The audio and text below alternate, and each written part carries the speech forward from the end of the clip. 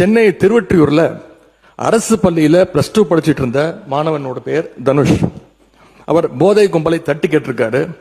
அதற்காக பட்டப்பகல்ல சுமார் 30 பேர் கொண்ட ஒரு கும்பல் தனுஷ் அவர்களை அடிச்சே கொலை பண்ணியிருக்கிறாங்க. இந்த அரசு போதைப் பொருள் தடுப்பு படையை உருவாக்கி இருக்கோம்னு சொல்றீங்க.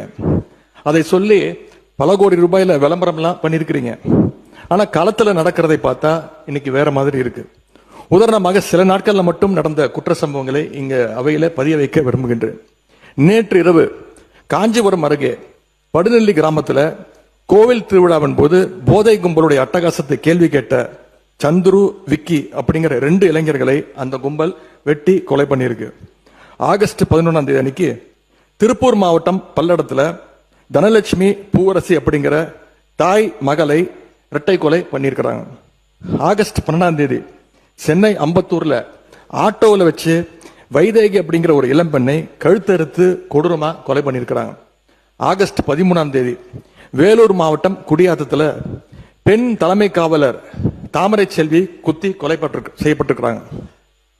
ஆகஸ்ட் 14ஆம் தேதி கோவை மாவட்டம் பாப்பநாயக்கன் பாளையத்துல ஒரு வயதான பெண்மணியும் உறுப்பினர் கவன ஈர்ப்பு தீர்மானத்தில் நீங்கள் கொடுத்திருக்கிற அந்த பொருள் பற்றி மட்டும் நீங்கள் விளக்குவதிலே நியாயம் இருக்கிறது.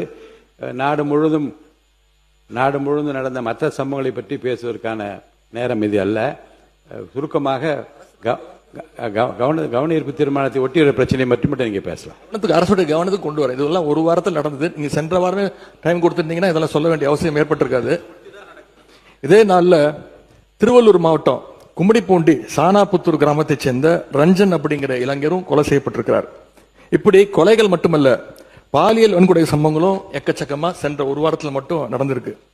கிருஷ்ணகிரி மாவட்டத்தில் 9 வயது சிறுமி ஸ்கூல் முடிஞ்சு வீட்டுக்கு போயிட்டு இருந்தப்போ வழியில கடத்தப்பட்டு பாலியல் வன்கொடுமைக்கு ஆளாக்கப்பட்டிருக்கிறாங்க. அதே மாதிரி தூத்துக்குடி மாவட்டம் ஆறுமுகநேரியில ஆளுங்கட்சி நிர்வாகிகள் மேலேயே பாலியல் புகார்கள் இன்னைக்கு தொடர்ந்து வந்த வண்ணம் இருக்கிறது. அந்த மாவட்டத்தில் ஆளுங்கட்சி நிர்வாகிகள் மேல வர்ற 2வது பாலியல் குற்றச்சாட்டு இது. ராணிப்பேட்டையில ஆளுங்கட்சியினுடைய மாவட்ட செயலாளர் திரு விஜய் மோகன் மேல ஒரு பெண் பாலியல் குற்றச்சாட்டு சொல்லியிருக்கிறாங்க. 100 நாள் சாதனைன்னு இந்த அரசு பெருமை பேசுற இதே நேரத்தில் தமிழ்நாட்டில் சட்டம் ஒழுங்கு இந்த 100 நாள்ல எந்த அளவுக்கு மோசமா இருக்கு அப்படிங்கிறதும் இந்த சம்பவங்களே சாட்சி. இது மாதிரியான சம்பவங்கள் தொடராம இருக்க இந்த அரசு என்னென்ன நடவடிக்கை எடுக்க போகுது? மிக முக்கியமா பள்ளி கல்லூரிகள்ல வன்முறைக்கு எதிராகவும் ஒழுக்கத்தை வளர்த்தெடுக்கவும் கவுன்சிலிங் வகுப்புகளை நடத்த வேண்டும் இந்த அரசை கேட்டுக்கொள்கின்றோம். போதைக்கு எதிரான தொடர் விழிப்புணர்வை ஏற்படுத்தணும். மிக முக்கியமா சட்டம் ஒழுங்கு பிரச்சனையை கட்டுக்குள் கொண்டு வர இந்த அரசு